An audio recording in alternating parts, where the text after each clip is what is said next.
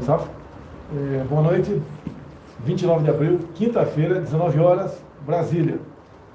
À minha esquerda aqui é Elisângela, intérprete de Libras, e à direita uma personalidade nova, né? Primeira vez que comparece nessa live, é o Marcelo Xavier. Ele é delegado da Polícia Federal e é presidente da FUNAI. À nossa frente aqui tem dois irmãos índios, né? Eu estou aqui com o Zuni Zacaê, que traduzindo aqui é Arnaldo, né? Da etnia Parecis, e também o Antoê, traduzindo aqui é o Jocélio, da etnia Chucuru. Vai falar um pouquinho por quê, né? Há interesse nosso, é dos próprios índios, é da FUNAI, a gente cada vez mais fazer com que os nossos irmãos índios se integrem à sociedade. O que depender de mim, tá? Depende do parlamento, muita coisa passa pela FUNAI, está conseguindo mexer. Uma terra indígena aqui, tá? Os nossos irmãos índios vão poder fazer, o que depende de mim, o que do lado o fazendeiro faz também. O fazendeiro pode plantar? Pode plantar. O fazendeiro pode ter uma pequena central hidrelétrica? Queremos que o nosso irmão índio também tenha.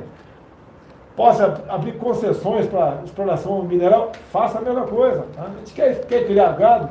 Crie gado. É isso que nós queremos. E o Marcelo aqui, né, o Xavier, da FUNAI, vai falar alguma coisa sobre isso aí.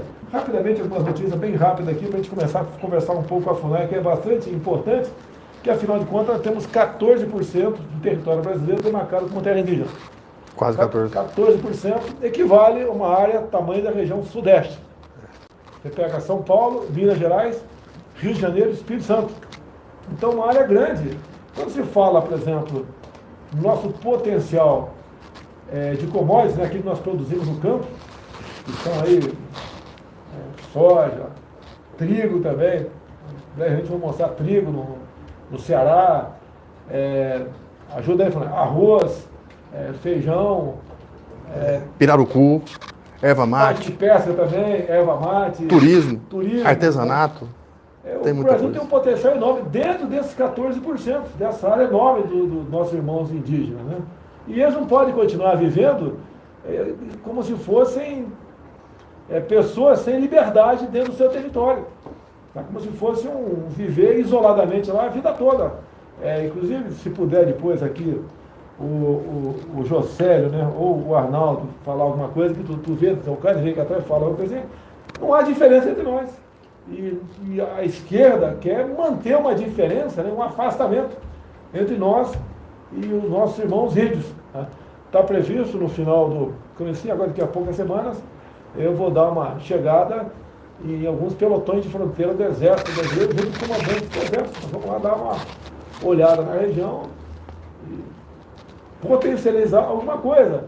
Porque onde tinha pelotão de fronteira no passado, foi demarcada uma terra indígena e você não pode fazer nada ali. E nós queremos integrar o índio à sociedade. O índio quer integrar a sociedade e nós não vamos fazer nada além do que aquilo que os nossos irmãos índios queiram fazer. Caso não quiser fazer, não será feito. Mas tudo bem. Rapidamente aqui. Lamentamos aqui, no último sábado, né, o falecimento do Levi Fidelis, do PRTB. É conhecido o Fidelis, foi candidato à presidência da República, tinha suas posições, era um conservador, tá certo? Era uma pessoa realmente muito parecida comigo nos teus posicionamentos, e nós perdemos uma pessoa aí realmente que vai deixar saudades em todos nós. Então, nossos pêsames a toda a família. Hoje, a partir de madrugada, um comboio, né, de caminhões lá da CEAGESP em São Paulo, cujo diretor-presidente é o coronel Melo Araújo, que já foi comandante da rota, levando então, segundo aqui os dados aqui, deixa eu ver, 200 toneladas de comida para o município de Araraquara. No primeiro momento aí chegou a informação que o prefeito dizia que não podia entrar por tal entrada, tinha que ser uma secundária, e nós entramos quando tinha que entrar, porque é território livre, não existe dono de cidade aqui no Brasil. Então o pessoal entrou, não peguei ainda o relatório final do coronel Araújo, mas com toda certeza foi um sucesso essa entrega de alimentos. Agora, por que isso? Isso foi feito também há 2 semanas em Guaratinguetá, porque não só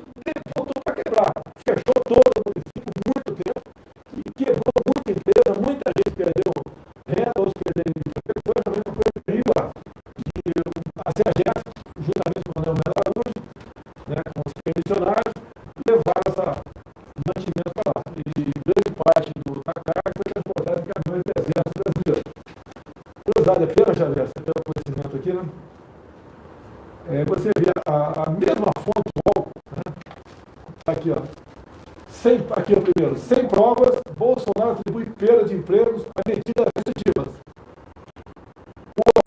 Sem provas, Bolsonaro atribui perda de empregos a medidas restritivas. E outro óbvio, de cada 10 empresas que fecharam no país, 4 foram afetadas pela pandemia. Então essa imprensa nossa não mente apenas contra a minha pessoa, né? O tempo todo é um conflito de informações que, na verdade, desinforma a população brasileira. Tem mais aqui. Aqui também o Globo. Eu falei aqui, foi dia 1º de abril, né? Coincidência, o dia da mentira, mas foi verdadeira, foi verdade o que eu falei. Mas o que a imprensa publica? Sem provas, Bolsonaro diz que governadores e prefeitos usaram recursos contra a Covid para pagar folha atrasada. A mesma empresa aqui, algumas semanas depois. Verba federal ajuda a pagar custeio e 13º salário nos estados. Essa é a imprensa brasileira. Certo? Mas aqui, uma novidade, infelizmente, né? Tudo vem dessa política restritiva por parte de muitos governadores e alguns prefeitos. 12 mil bares e restaurantes fecham na capital paulista durante pandemia. Diz a associação. A última notícia aqui, essa tem uma piada pronta, né? Tendo em vista agora a CPI, essa notícia é de poucos dias, mas tendo em vista a CPI, já começa o seguinte: governo Bolsonaro ignorou o TCU e não orientou estados e municípios sobre como aplicar verbas para combater a Covid. Até de brincadeira, né? Tinha que orientar que não era para pagar folha, que não era para desviar, não era para comprar respirador em Nimart, né? E não chegar. Né? Agora tem que orientar prefeito e governador o que fazer com uma verba para combater a Covid. É o fim da picada, realmente. Rapidamente, vamos lá. Rapidamente, vamos começar a conversar com o Xavier aqui. Xavier, fala alguma coisa sobre o que a FUNAI está fazendo, por exemplo. Vamos primeiro mirar aqui os Parecidos de Mato Grosso. O que foi feito lá? O que eles plantaram? Quanto de terra foi plantado? O que colheram? Teve problema? Se os Parecidos estão satisfeitos com isso ou não? Perfeito, presidente. Primeiro, Nova FUNAI, né? Nós estamos dando todo apoio para a comunidade Parecidos. Lá eles plantam aproximadamente 18 mil hectares de grãos, o que equivale aproximadamente em renda 20 milhões ao ano. Tá? Lá não tem mortalidade infantil, índice alto, o IDH deles é altíssimo, de modo que a atividade do etnodesenvolvimento fixou a permanência deles na aldeia e evitou a evasão para outros locais. Tudo bem. E eles têm como ampliar essas áreas plantadas lá? Equivale a quanto, mais ou menos, do território deles, essa área plantada?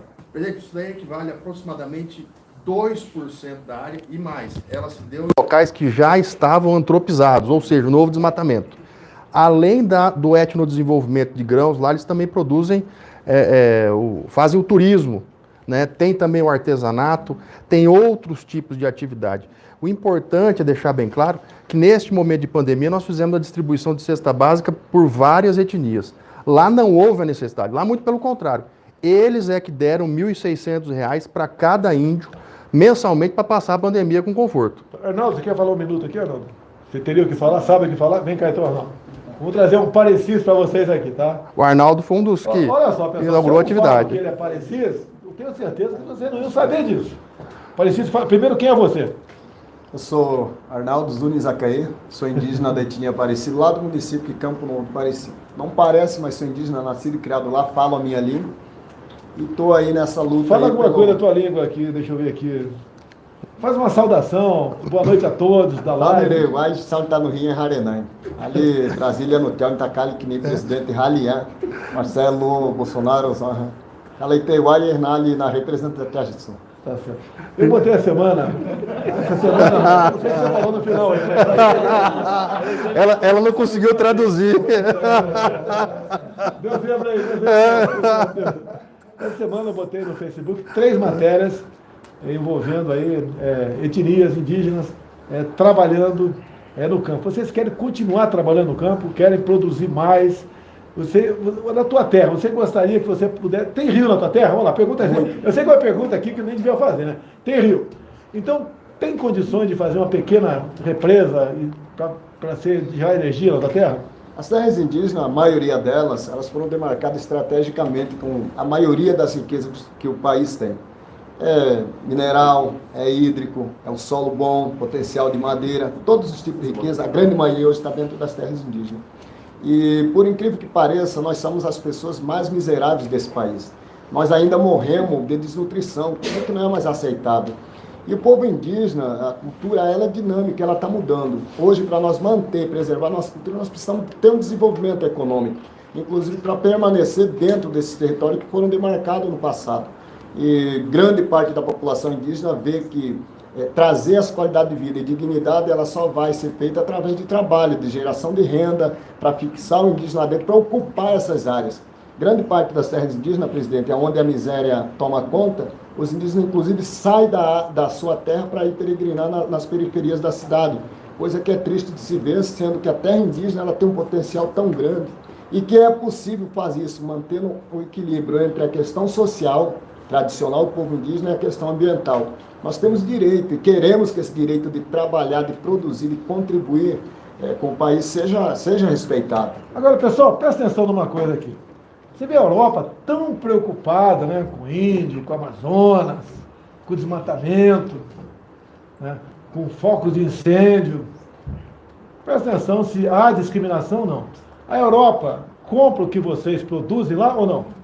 Não, nós produzimos grande quantidade de soja, de milho, de feijão, porém essa nossa produção ela tem que ser comercializada de maneira clandestina, mesmo nós temos um termo de compromisso assinado pela FUNAI, pelo IBAMA, pelo Ministério Público, pelo Tribunal de Contas da União, que reconhece o nosso projeto, mas a nossa produção não pode ser comercializada por causa de um tratado, não sei se é uma portaria que proíbe as trades de comprar grãos oriunda de terras indígenas. É um absurdo. Verdade. Além de proibir nós plantar as melhores genéticas desenvolvidas no país, que são os transgênicos. O meu vizinho de estrada planta transgênico, eu dentro tenho que desenvolver uma agricultura. Embora usando todas as tecnologias que tem, eu tenho que fazer uma agricultura primitiva, porque eu não posso usar as melhores genéticas que hoje o mercado dispõe. Está falando melhor que muita gente aí que está na cidade grande, né, que diz que o índio tem que ser tratado e preservado da forma como veio o mundo. Não é bem assim, pessoal, não é bem assim. E olha a discriminação do europeu. Não compra o que eles produzem, tá? Porque não quer ver o progresso deles. Complementa alguma coisa mais, Xavier? É verdade, presidente. Eles têm uma dificuldade muito grande de acessibilidade a crédito de investimento e há realmente esse preconceito em aquisição deles. As trading se recusam a adquirir porque alegam que a nível internacional isso mancha o nome. Na realidade, eles são brasileiros como outros qualquer e poderiam estar tendo a comercialização da safra deles. Outro problema que eles têm lá é a vedação do transgênico, do plantio de transgênico. Ora, se ele não planta o transgênico, ele tem que aplicar muito mais defensivo na lavoura para impedir a incidência de pragas e doenças, o que acaba sendo muito mais prejudicial ao meio ambiente, enquanto o vizinho planta o transgênico. Eu acho até que é antisonômico para ele que está inserido no mercado comum como outro brasileiro qualquer. Eu estou com o refrigerante aqui. Eu não vou falar a marca dele.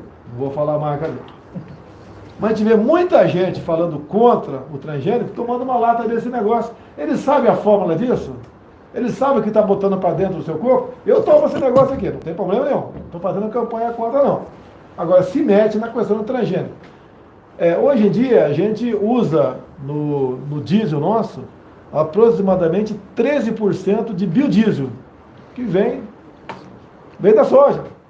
Algum problema, se for plantar transgênico aqui para fazer o biodiesel, algum problema? Alguém vai achar que está errado isso? Agora, a discriminação com o índio vem de fora. Agora a gente fala da Europa, né, que é tão zelosa com o Brasil. Quanto da Europa tem preservado em seu território de matas naturais? Eu não vou dizer aqui porque eu posso errar o número, eu sei que é infinitamente menor o que nós temos no Brasil. Tá? Quanto, por exemplo, a Europa joga de CO2 no ar? Qual é a matriz de energia da Europa? Da Alemanha, por exemplo. Ninguém tem uma matriz mais limpa do que a nossa. Eu vou falar aqui, números aproximados. Emissão de CO2.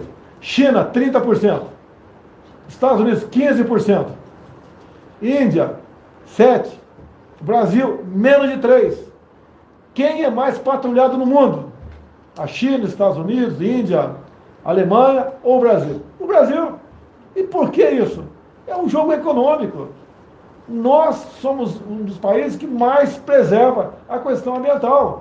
E o que é triste é a gente, dentro do próprio Brasil, entubar essa narrativa, o tempo todo criticando o Brasil.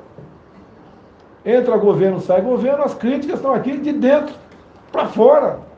Agora, nós atrapalhamos realmente, né, a economia de alguns países. Quando alguns falam que, cuidado com o que você está falando, que tal país não pode importar commodities, né, soja tua. Não vai acontecer isso, eles precisam mais do que nós. Se não importarem mais soja nossa, o preço da soja que sai de outros países vai lá para cima. Fica quase impossível esse país sobreviver com a preço da soja tão alta. Quem sabe até seria bom nós criarmos a OPEP da soja um dia, quem sabe? Tem a clima para fazer a OPEP da soja no Brasil. Eu sou daquele tempo dos anos 70, do choque do petróleo.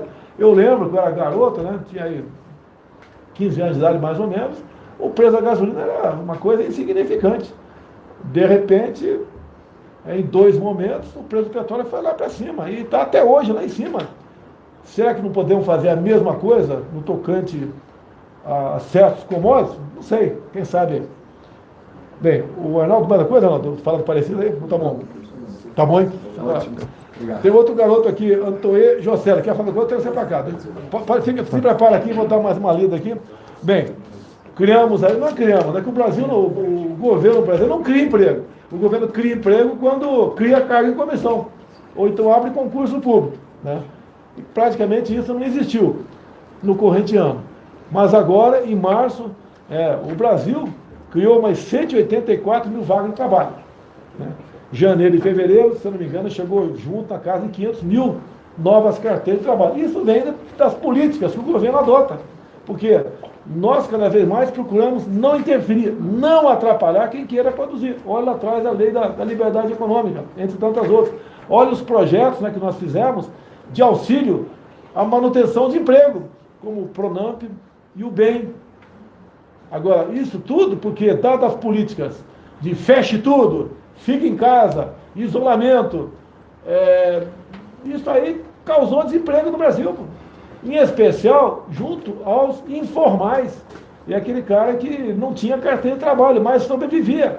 Esses perderam quase tudo. Tem uma massa muito grande de pessoas, né, que estão sobrevivendo ainda, ou de favor, ou sabe como, pela graça de Deus, ou então de auxílios que existem por aí. Como nós aqui, por mais uma vez, prorrogamos, né, por mais 4 meses o auxílio emergencial. Muita gente reclama, mas a média do auxílio emergencial, a média está em torno de R$250. Você sabe qual a média do Bolsa Família hoje em dia? 192. Então a média do auxílio emergencial é R$250. Então quem está reclamando é porque não tinha o Bolsa Família. Melhorou? Melhorou. É pouco? Eu sei que é pouco, mas um detalhe. Tem um deputado aqui do Amazonas, aqui, o Silas Câmara. Tem mais algum deputado aqui? Tem aqui o Major Vitor Hugo. Tá?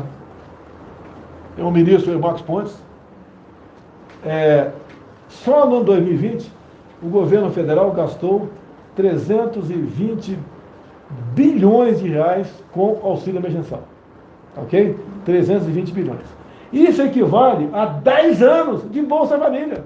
Então, 1 ano de auxílio emergencial, nós gastamos o equivalente a 10 anos de Bolsa Família. Se for pegar 10 anos de Bolsa Família, pega ali 1 ano meu, 2 do Temer, pega a Dilma, 6 anos, e pega um pedacinho do Lula ainda. E tem gente que reclama do governo federal, ataca na internet, fala barbaridade. Tá? O auxílio emergencial é um endividamento do Estado. Se você começa a pegar muito empréstimo no banco ou junto ao agiota, vai chegar uma hora que o banco não vai te emprestar mais. O agiota vai para cima de você. Tá certo? O Brasil é a mesma coisa. Tá? Se a gente começar a se endividar mais, complica a nossa economia, que já é complicada. Então, esse auxílio emergencial, a gente apela aos senhores, excelentíssimos governadores, que poderiam, vocês que fecham comércio, vocês que destroem milhões de empregos, vocês poderiam fazer auxílio emergencial estadual. Bota R$1.000 até o final do ano, já que me criticam, né? Bota R$1.000 no final do ano. Em especial o estado do Nordeste, que fizeram caixa com o nosso recurso do ano passado e tem dinheiro para dar um auxílio emergencial complementar ou até R$1.000 até o final do ano. Em vez de ficar criticando o governo federal e continuar destruindo emprego. O governo federal não fechou o comércio, não falou que todo mundo tinha que ficar em casa. Eu falava, sempre falei, tem áudio, tem vídeo meu no passado, que as pessoas mais vulneráveis, né? As pessoas que têm comorbidade, que têm idade, têm excesso de peso, as pessoas têm que tomar um cuidado especial. Se o vírus pega, complica a situação dele. Lamentamos as mortes, chegou um número enorme de mortes agora aqui, né? E uma coisa importante, faltou aqui a assessoria botar na minha frente, né? Que eu, como não sou jornalista, tenho que ver papéis na minha frente aqui. Tá?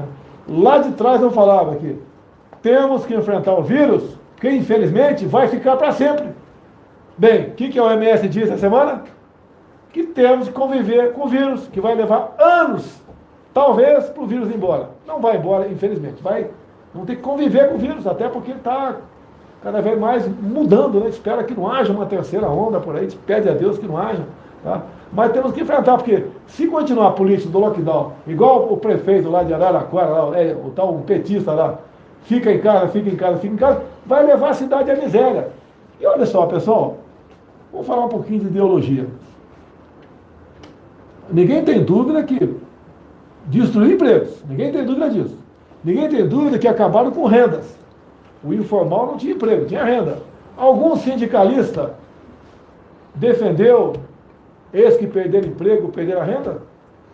Tá? Algum petista governador, petista prefeito, ficou preocupado com o empobrecimento da população? Não.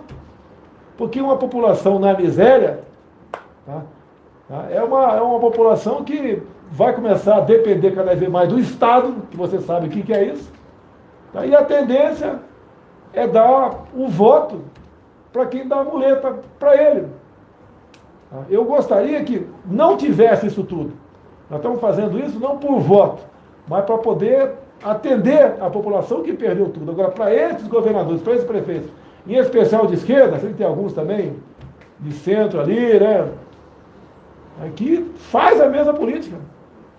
E o empobrecimento da população leva exatamente isso, a uma política futura, né, levada para o socialismo, para o comunismo. Isso não pode acontecer no nosso Brasil. Presidente, se me permite aqui, ó, só em cestas básicas para as terras indígenas, tá? O governo federal já se aproxima da distribuição de 600 mil cestas básicas. Isso dá aproximadamente 13 mil toneladas de alimentos, tá? É uma grande quantidade. Nós já atendemos mais de 200 mil famílias indígenas, tá? De modo que o governo federal está chegando muito forte dentro das aldeias. A FUNAI já gastou também aproximadamente 45 milhões em ações preventivas para conter o vírus, para não deixar que os indígenas se contaminem, né? De modo que eu acho, presidente, que há muita fake news, muita demagogia, e as pessoas não se dão ao trabalho de consultar sequer as informações verídicas que estão no site da FUNAI. Você pode ver também a questão de uns 10 dias, o coronel Melo Araújo, né, que é o diretor-presidente da CEAGESP, levou também mantimentos para uma etnia que vive na grande São Paulo. Eles viviam do quê? De vender artesanato. O que foi feito em São Paulo? Fecha tudo, de forma irresponsável. Né? O índio, que se exploda o índio. Tá? Esse que passa a cabeça do ditadorzinho lá de São Paulo. E o pessoal está passando necessidade. Quem foi socorrer? Tá? Foi lá o coronel Melo Araújo, que é respeitado dentro da CEAGESP. Que diferença da CEAGESP do passado, hein, pessoal?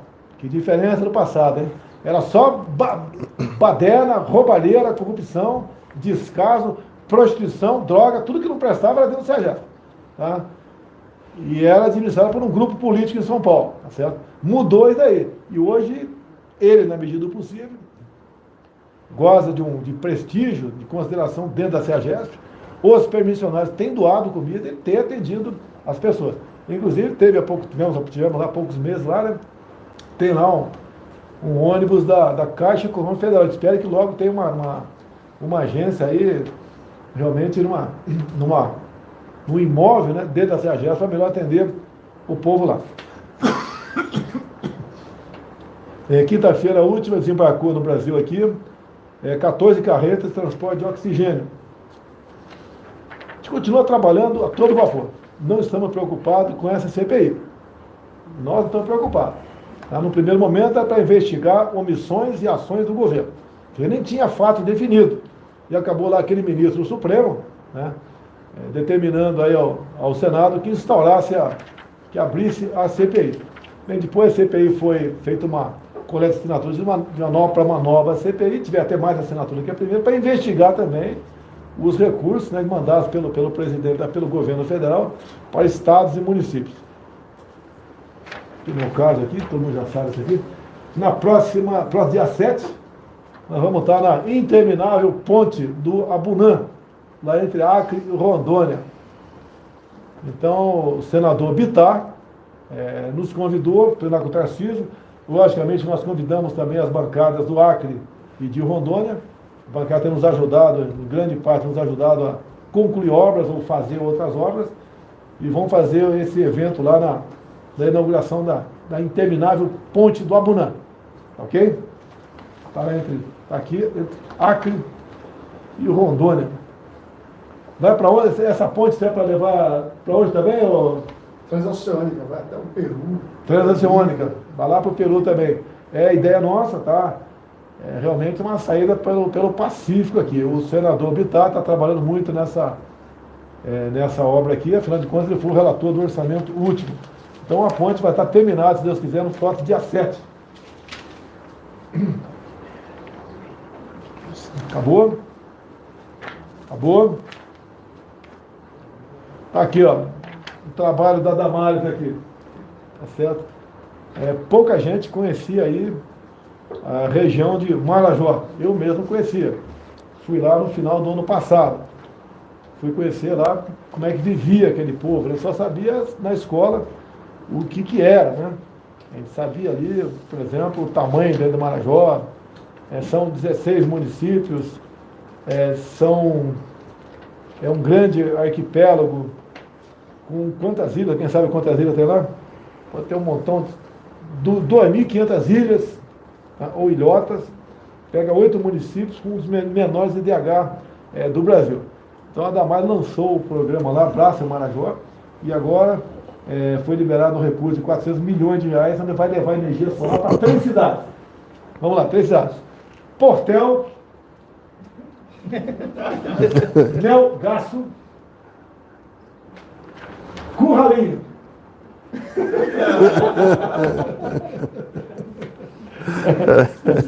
Vamos lá, vamos trazer aqui o nosso Jocélio. O nosso Jocélio. Jocélio, chega aqui, Jocélio, por favor. Jocélio, vamos lá, fala quem é você, a tua etnia. Pois é, meu nome é Jocélio, né? Indígena, Antoi se chama Fogo. Eu quero ser bem breve aqui, né? Quero parabenizar aqui o presidente da FUNAI, né? Ele só esqueceu de falar as barreiras sanitárias que estão sendo feitas, né? É que ele é servidor da FUNAI, então ele conhece, são mais de 300 de todo o Brasil, e ele compõe algumas barreiras de vez em quando. Pessoal, sou nordestino, né? Hoje lá são 5 povos na minha região, lá de Alagoas, né? Divisa com a Bahia e Pernambuco. Eu só queria deixar bem claro aqui, né, que esse pessoal que é preparado para mentir.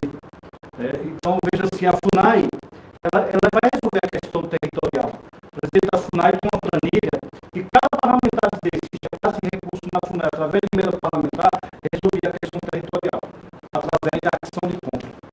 E assim, outra coisa importante, talvez fundamental, é que o índio está na aldeia, né? O índio hoje quer se desenvolver, não quer viver só de roça de toco. O índio quer ter um trator, o índio quer trabalhar. O que é roça de toco? Explica o pessoal o que é roça de toco, pessoal, quem é do Nordeste está muito bem, é traçado com animal, né? Com animal que vem puxado por um animal, a gente chama burro, uma junta de boi, puxando para poder arar essa terra. E aí, isso é só para tirar o autossustento da família. Então, tem um potencial, né? Piscicultura, nós temos um solo fértil no Nordeste. Frutas, nós temos parceria, presidente. Parcerias, nós queremos linha de crédito. Porque a miséria do índio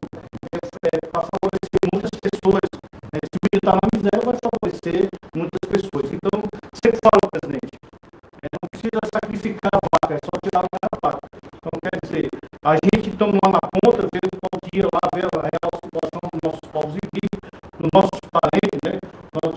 Nossa colaboração que passa essa pandemia e veja que o Brasil tem um potencial muito grande. E nós indígenas que temos nosso território, nosso parente Parecido deixou bem claro, 2% do seu território tirou os nossos parentes que conviviam dentro da aldeia na miséria e hoje eles têm o maior prazer de dizer que hoje tem 80 indígenas na universidade custeado por eles. E o que é importante, presidente, falar é o seguinte: os indígenas precisam ter dignidade. Não basta ter quase 14% do território nacional com 1 milhão de índios e o pior índice de desenvolvimento humano. Tem alguma coisa que está muito errada nisso. Eu tenho exemplos, presidente, lá, por exemplo, dos Cinta Larga. Eles pegaram 60 toneladas de castanha no ano passado. Os Palmari, lá no Amazonas, foram capturados lá de tanques que eles têm dentro da área deles lá, 32 toneladas de peixe. Gerou de renda para a etnia 230 mil reais. Gerou de renda para a etnia 230 mil reais. Estamos iniciando um projeto agora lá nos Cairi, 70 hectares de arroz. Eles fazem a colheita, eles fazem o plantio, sobem na máquina, fazem a limpeza do arroz, tudo eles. Os Chavantes também, mesma coisa, 50 hectares de arroz agora. De modo, presidente... Pouca coisa, mas é o início. Sim, de modo que o que acontece? Cada hectare é mais ou menos um campo de futebol. O que acontece? A gente entende que, imediatamente, com isso nós já levamos a garantia da segurança alimentar para as aldeias. E no futuro muito próximo, eles vão poder comercializar o excedente da safra e gerar renda para a etnia. O que é a solução, não é? Nós entendemos que Você fala em castanha, entre outras coisas, né? Que é colhido de forma artesanal, o que é duro é que o pessoal rala lá e vai ser beneficiado, né? Vai agregar valor num grande centro. Exatamente. Tá? A ideia é, no futuro, levar para lá isso aí. É igual, por exemplo, o pessoal se gaba, né? O Brasil está exportando tanto aí de minérios. Pessoal, tem que... A gente espera, né? Trabalha para isso, não é fácil, porque tem contratos feitos, que esse minério ganhe valor no Brasil. Não adianta você mandar um navio de minério de ferro para fora e receber uma canoa de laptops. Isso é completamente... Isso é irracional. Tá? Até porque esses bens um dia vão acabar. Um dia vai acabar certas coisas que nós temos aqui.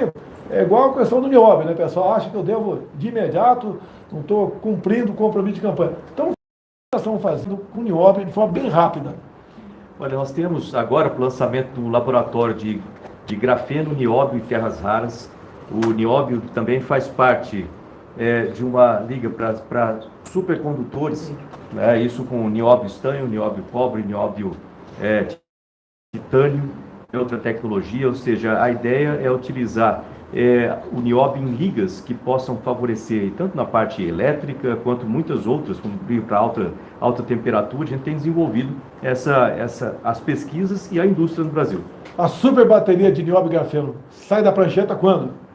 Na verdade, ela já existe, né? A gente tem essa é uma bateria desenvolvida, né, por um pesquisador brasileiro, né? Isso é interessante falar, na Universidade de Rice, né, lá em Houston, e essa tecnologia, né,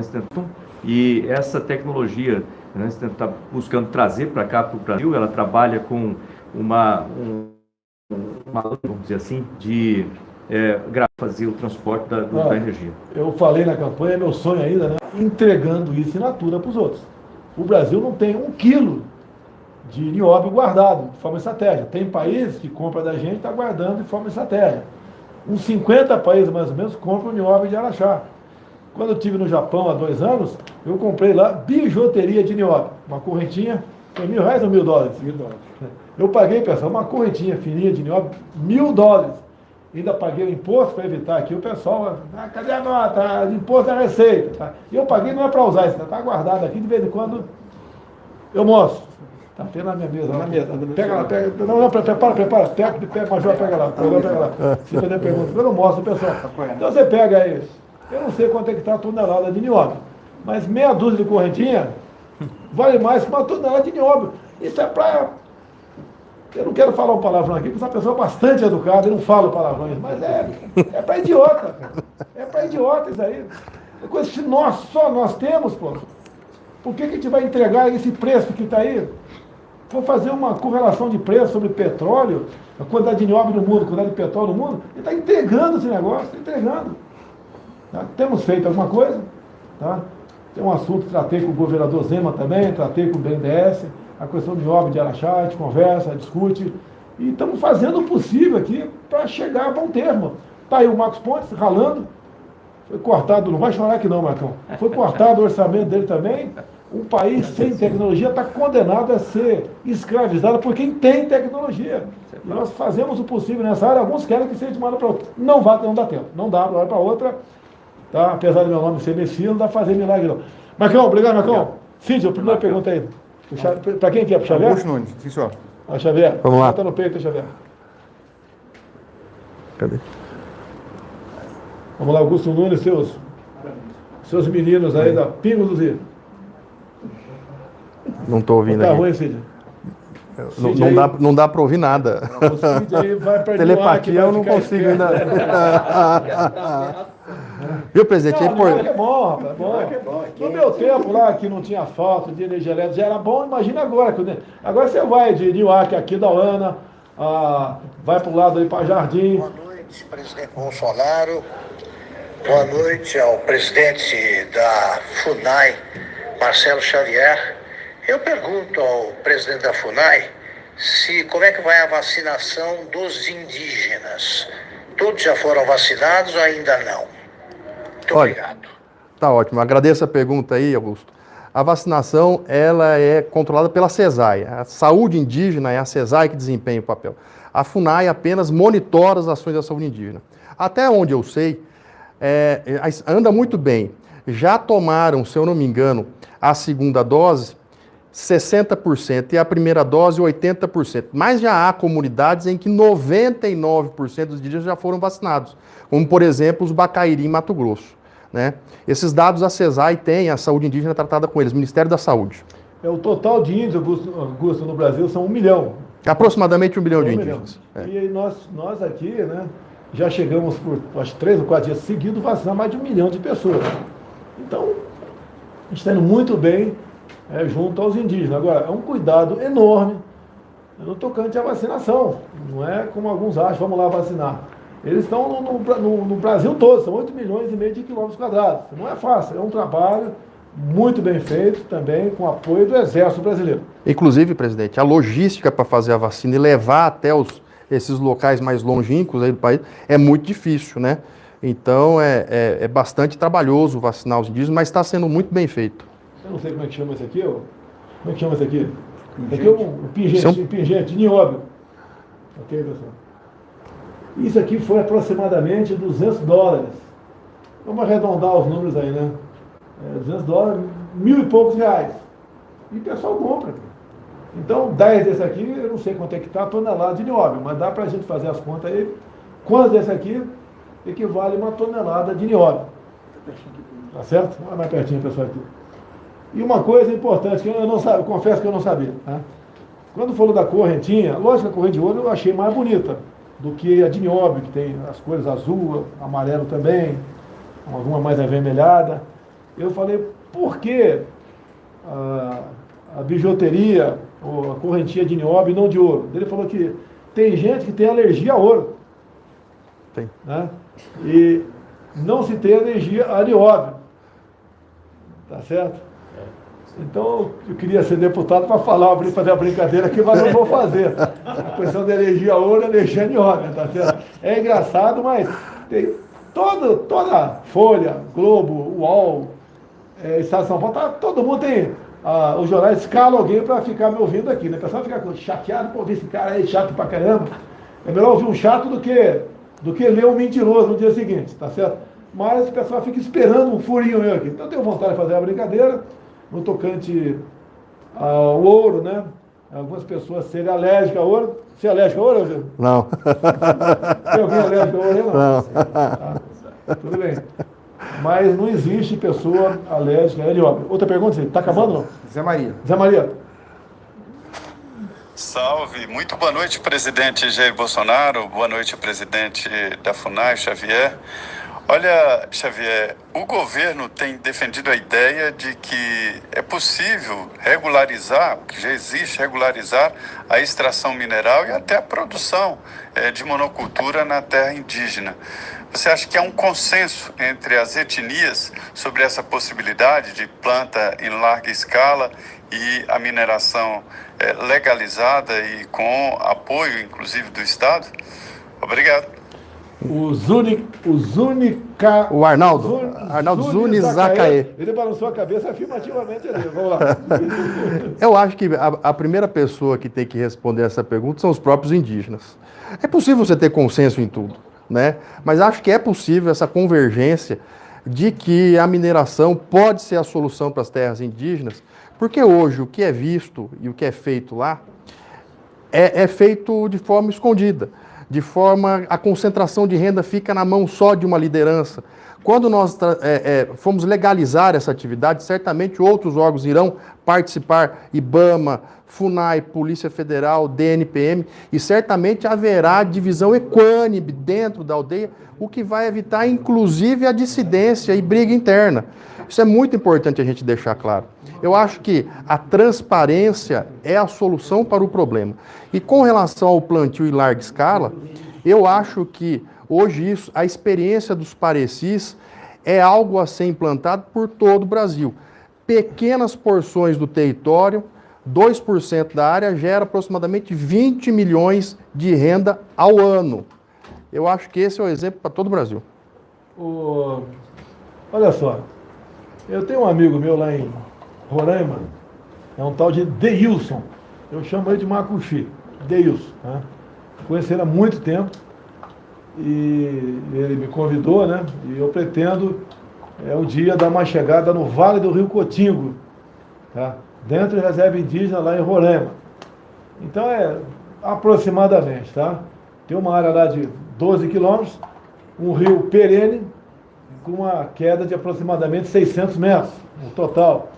Isso dá para você ter energia elétrica limpa para Roraima e para uma área, vou calcular aqui, num círculo de 1.000 quilômetros. Então é a solução.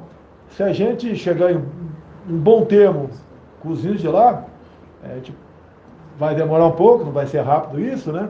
A gente pode fazer ali, tirar a energia elétrica, né? Dos rios, limpa, podemos pagar a royalty para os índios, tá certo? E vamos atender o problema de energia de Roraima. Estamos brigando, porque o que é brigando? Estamos tentando há um tempão, toda hora chega vai acontecer e dá um passo atrás. É o leão de Tucuruí, levar energia elétrica ali para o estado de Roraima, né? Basicamente Boa Vista, a capital. Porque hoje em dia a gente gasta mais de 1 bilhão por ano de energia subsidiada de termoelétrica. E nós queremos esse leão. Agora, vocês podem reparar, o pessoal ambientalista não reclama da termoelétrica consumir, parece que 1 milhão de litros. 1 milhão de litros, 1 bi ao ano só de óleo diesel. 1 bilhão de reais só de óleo diesel. 1 bilhão de só de óleo diesel. manutenção, dá mais de 1 bi de despesa por ano. Então 1 milhão de litros de óleo diesel queimado por dia. Os ambientalistas não falam nada.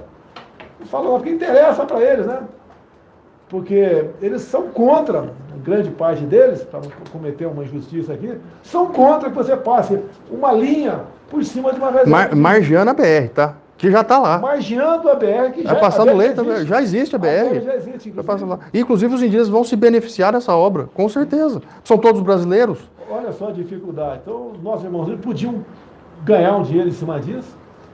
Né? Acabaria com a história do correntão, o pessoal cobra pedágio lá, que às 18 horas não pode ninguém passar por lá, é uma confusão danada.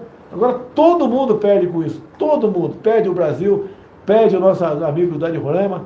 Eu cumprimento aqui o Deilson pelo seu trabalho no sentido de buscar solução para isso, perde os índios, perde o Brasil, pô.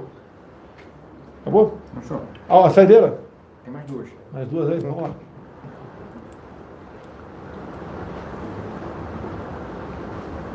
Fiuza. Boa noite, presidente Bolsonaro. Boa noite, presidente da FUNAI, Marcelo Xavier. Presidente Xavier, o senhor acredita que seja possível ainda conciliar aquele modelo de reservas extrativistas, né, que visa preservar o meio ambiente com culturas ancestrais dos índios, e a necessidade atual, a pressão por promoção social dos índios no Brasil? Perfeito. Eu acho que quem tem que dizer o modelo dentro da terra indígena a ser implementado são os próprios indígenas. Nós temos exemplo de artesanato em terras indígenas, presidente. Temos modelo de turismo ecológico em terras indígenas. Tem a agricultura artesanal também deles, as roças ali de cará, de produtos e essências para fazer medicamento.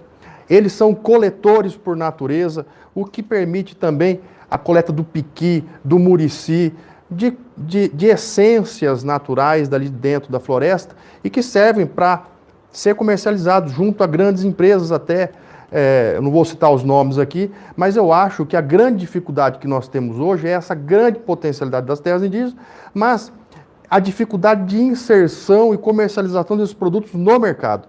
Eu gostaria muito que a castanha, por exemplo, do Cinta Largas, que tem um valor agregado muito grande, pudesse ser comercializado por uma grande rede de supermercado. Ou então que nós pudéssemos ter aí uma soja orgânica, como é no caso dos Parecis lá, estão implantando a soja preta recentemente, que tem um valor proteico muito alto, de modo que há uma potencialidade muito grande, há a possibilidade de compatibilizar tudo isso, e quem tem que dizer o modelo que pretende implementar é o próprio indígena. Né? Eu acho, inclusive, presidente, que o índio não deixa de ser índio porque ele busca melhores condições de vida. Ele continua sendo índio. E ele tem que ser o protagonista dessa história. Chega dos intermediários que no passado só lucraram com a visão do índio. Vamos lá? Olha o interesse. Vê se você que tem a falar. Vou te pegar agora aqui. Vamos lá. Como é que é a extração de diamante lá na reserva Roosevelt? Conta pra gente aí. Sabe alguma coisa ou não? Sei. Fala uma coisa aí. Isso Sempre. é importante. O pessoal dos Picos dos Is aqui, se quer fazer uma pergunta extra aqui, pode fazer. Mas olha só, essa proteção de índio é uma mentira. Tá? Sai, no meu entender, ouro e diamante é adoidado de lá. E mantendo o índio nessa situação aí de não evoluir, não prosperar, tá? O pessoal continua metendo a mão. Presidente, não fala em ouro não, vou falar diamante na reserva Roosevelt. Vou falar como presidente da FUNAI e como delegado de Polícia Federal que conhece o tema. A usurpação do patrimônio da União continua ocorrendo. Há concentração de renda na mão de 2, 3 indígenas. Isso gera briga dentro da aldeia. Só meia dúzia que se dá bem. E esse recurso vai parar, sabe aonde? Lá fora. Vou citar um exemplo de uma operação em Juína, que aconteceu alguns anos atrás. A Polícia Federal deflagrou a operação e tinha uma bolsa de diamantes em Juína, tirado dos Cinta Largas. Foram cumpridos mandados de busca e apreensão em São Paulo, com ramificação na Europa, para onde os diamantes eram levados. Isso é uma operação da Polícia Federal. De modo que nós entendemos que a melhor solução para esse problema é dar transparência para o processo e ouvir os indígenas. Eu acho, presidente, que o PL 191 está na Câmara dos Deputados. Eu acho que é a grande chance daquela casa botar em pauta e fazer a discussão junto às comissões. Cid, mais uma pergunta aí, Cid. A última pergunta. Outra pergunta, vou perguntar, falar de ouro também aqui, tá? Boa noite, presidente Jair Bolsonaro, presidente Marcelo Xavier. Como a FUNAI tem lidado com a pressão de ONGs estrangeiras? Essas ONGs. A pergunta... Deixa eu responder uma parte aqui. Como é que nós conseguimos aqui diminuir a invasão de terra no Brasil? Cortando dinheiro federal para a ONG.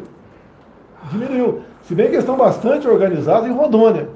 Há um grupo de aproximadamente 3 mil, pertence a um grupo guerrilheiro, já foi além do MST, e estão se organizando por lá. Tá? Então temos novidade no tocante a isso, mas vamos deixar para depois. ONG, vamos lá, Xavier. Primeiro que nós estamos alijando o intermediário, que é a ONG, né? E tocando os projetos junto aos parceiros. Nós confiamos muito que é possível implementar as atividades agro-silvopastoris para levar dignidade aos indígenas junto com as parcerias. Nós fizemos agora a IN, número 1, junto com o IBAMA e com a FUNAI, que inclusive permite a constituição de pessoa jurídica com indígenas e não indígenas, desde que a majoritariedade do capital seja indígena. De modo que, só um exemplo aqui que eu vou te dar, da época da CPI FUNAI-INCRA, que eu trabalhei nela. Um dono de uma ONG tinha um filho que era diretor da FUNAI. E esse filho diretor da FUNAI ocupava uma função estratégica de demarcação de áreas lá. Quando nós quebramos o sigilo dessa ONG, dinheiro internacional entrando a rodo lá dentro. E a decisão, e a quebra do sigilo, inclusive, foi referendada pelo ministro Luiz Fux, à época. E essa mesma ONG que tinha dentro dos seus quadros antropólogos que fazia a demarcação, cujo filho dava o aval dentro da FUNAI, também tinha uma empresa que fazia os planos básicos ambientais para licenciamento de obras que passavam em terras indígenas. Algo milionário, que movimentou muito dinheiro e que nós, quando chegamos na FUNAI, cortamos tudo. Viu, presidente? Então, assim, agora essas ONGs aí não tem mais vez na FUNAI, não. Nós tratamos esses casos dentro da FUNAI como caso de polícia, inclusive, porque o fracasso da política indigenista do passado é justamente por terem metido a mão nos indígenas. Esse dinheiro não chegou nas aldeias, porque se tivesse chegado não estava esse caos que está hoje. Sai muito ouro do Brasil, das reservas indígenas? Muito, com certeza. Aí não há como mensurar e não como esconder. Vou lhe dar um exemplo. Mato Grosso. Fizeram uma operação dentro de um garimpo terra indígena Sararé. Foi no primeiro semestre do ano passado, no segundo semestre do ano passado, no primeiro semestre desse ano, e pode ter certeza, vai ter uma nova operação no segundo semestre desse ano novamente. Por quê? Existe uma cadeia que fomenta essa atividade. Enquanto as operações de inteligência não forem feitas para desarticular toda a quadrilha, quem faz a receptação desse produto, quem fornece o maquinário, o combustível para a exploração dessa atividade, nós não vamos conseguir resolver. Vai ficar enxugando gelo. Eu tenho 2 dias, né? Agora, nas próximas semanas, estarei comandante do Exército na região norte do Brasil. Vamos visitar pelotões de fronteira.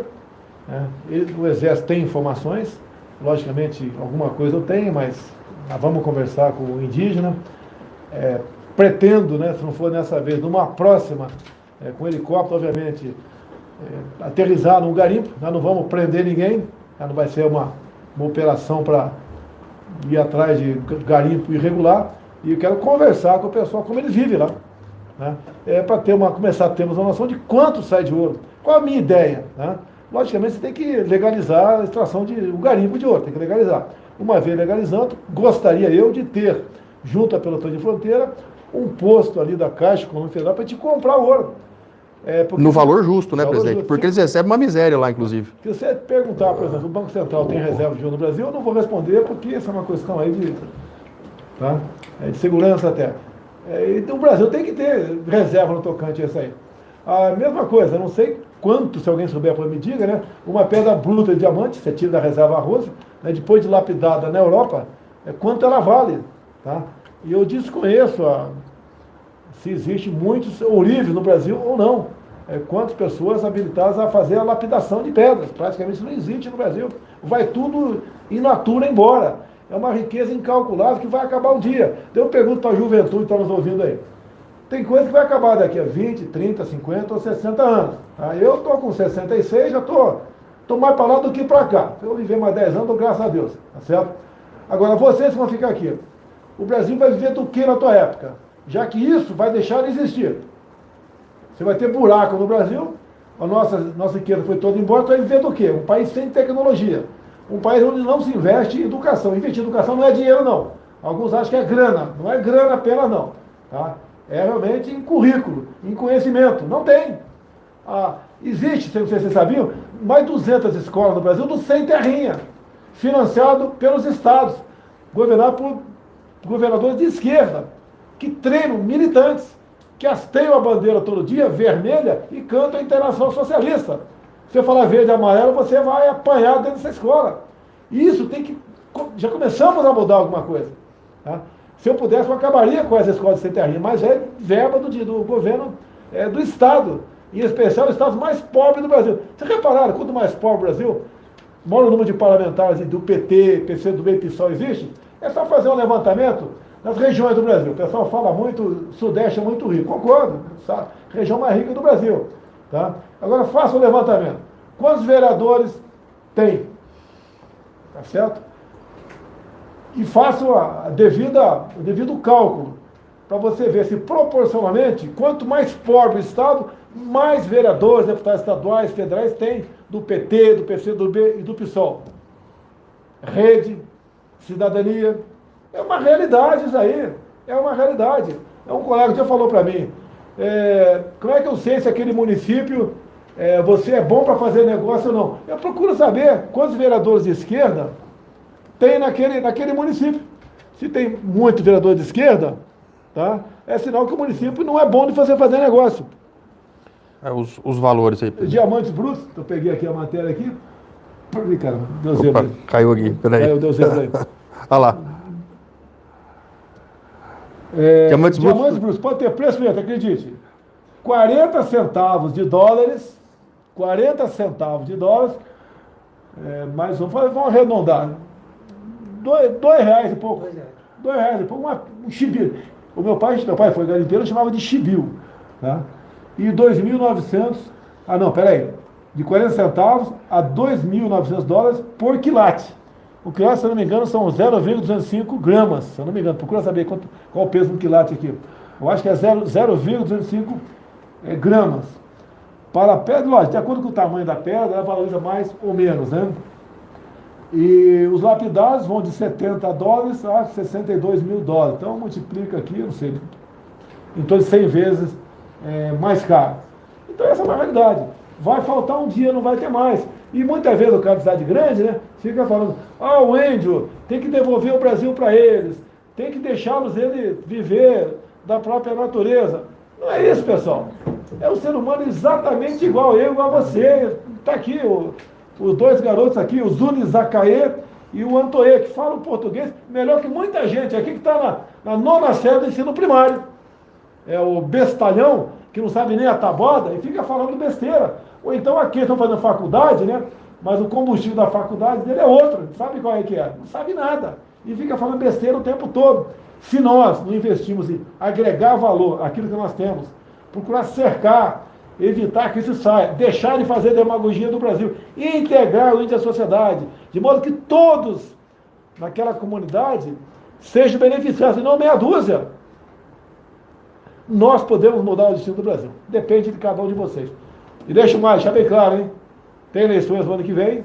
Eu não estou falando que vou disputar ou não vou, mas é a hora de você se preparar para ajudar a mudar o destino do Brasil. Você pode mudar o destino do Brasil se você trabalhar corretamente. Estamos empenhados, estamos buscando aqui. Tive contato com a liderança da Câmara e do Senado para nós aqui ver se aprovamos até setembro, né, que é o limite novo, o voto auditável por ocasião das eleições do ano que vem. O que é o voto auditável? Você vota, o voto é impresso no papel, você concorda, aperta o botão, aquele papel que não passa pela tua mão cai dentro da urna. E acabaram as eleições, que nós precisamos também, que o TSE não faz. Acabou as eleições, o TSE tem que disponibilizar no site todas as sessões do Brasil. Eu que voto lá da Escola Rosa Alves da Fonseca, lá em frente à 1ª Divisão do Exército, lá na Vila Militar, no Rio de Janeiro. Eu tenho que votar, está aqui em Brasília, a partir das 20 horas, eu quero acessar, eu quero ver se a tripa, tá? A tripa aqui, alguém que ficou lá, tirou a fotografia, aquele papel, tirou a fotografia e mandou para mim para o Zap, eu quero acessar ali, entrar no site do TSE, o TSE tem o dever de fazer isso, não é obrigação, e quero saber se bate a fita do TSE com a fita de papel que foi fixada na parede lá. Isso já é um avanço enorme no Brasil, já é um avanço enorme, e não custa nada. E o TSE só nega essa informação. Não quero aqui culpar os ministros do TSE, tá bom? O TSE como instituição só nega isso aí. Deixar bem claro que a lei diz que a apuração, ela é pública. O voto é secreto, mas a apuração é pública. E ponto final. Nós devemos ter a certeza, se eu votar no João, o voto vai para o João. E ponto final. É isso que nós queremos.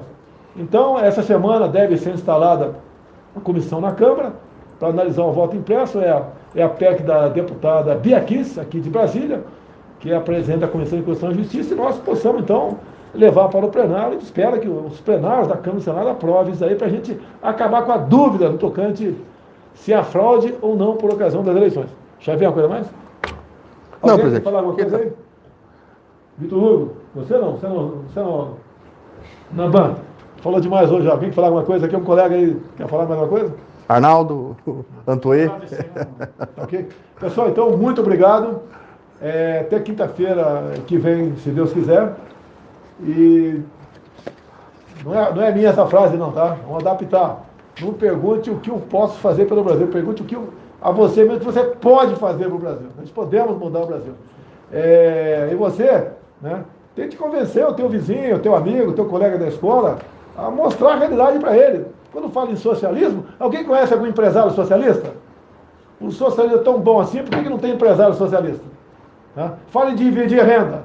O teu colega que fala em dividir renda, pergunta para ele, você tem 2 carros, tem 2 casas, por que não dá para o outro colega ali que não tem nada, está morando embaixo da ponte? Começa a questionar para a gente mudar isso aqui.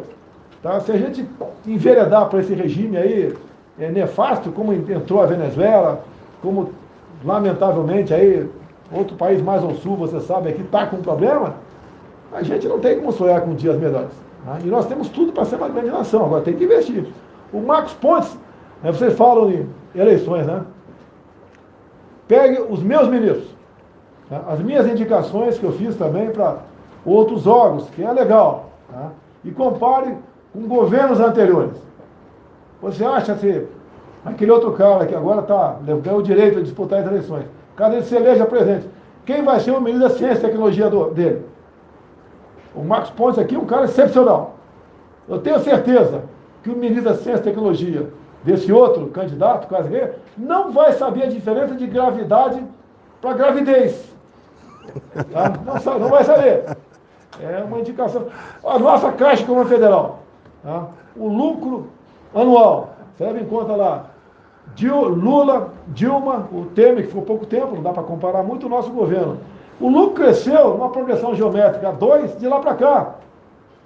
Para quem não sabe que a progressão geométrica de razão 2 é sinal que você tem que assistir outra live, não é minha não.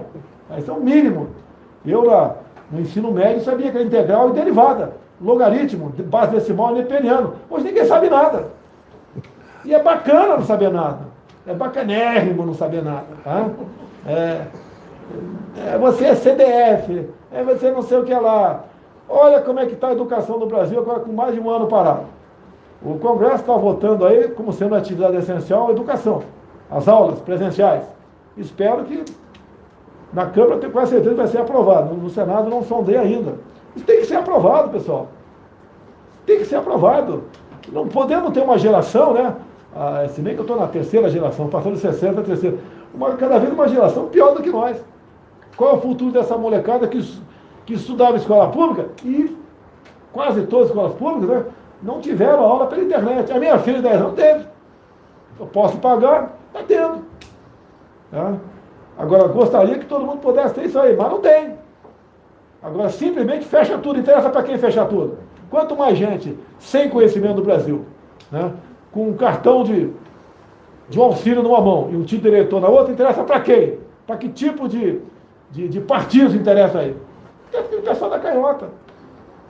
Aquele pessoal que vocês sabem, né? Quebra a tua perna e depois oferece uma muleta. Isso aí, não podemos deixar que isso aconteça no Brasil. Mais uma coisa? Pessoal, muito obrigado. Até quinta-feira daqui vem. Quem está assistindo aqui, pera, diga não. Vai aí na Jovem Pan, bota aí nos Pingos dos Is, vão assistir Augusto Nunes e seus Bruecats. Os seus jovens aqui que fazem um jornalismo excepcional, isento acima de tudo. Às vezes, quando dá uma alfinetadinha em mim, com razão, não tem problema nenhum, porque eu erro também, mas como regra, né, eu sempre assisto finalmente no programa deles, até para pegar a crítica e aperfeiçoar no futuro. Obrigado a todos, até quinta-feira que vem, se Deus quiser, e dia 7, Ponte do Rio Abunã, lá entre o Acre e o Rondônia. Vamos lá, pessoal, valeu, juntamente com o senador Bittar e todas as bancadas do Acre e Rondônia.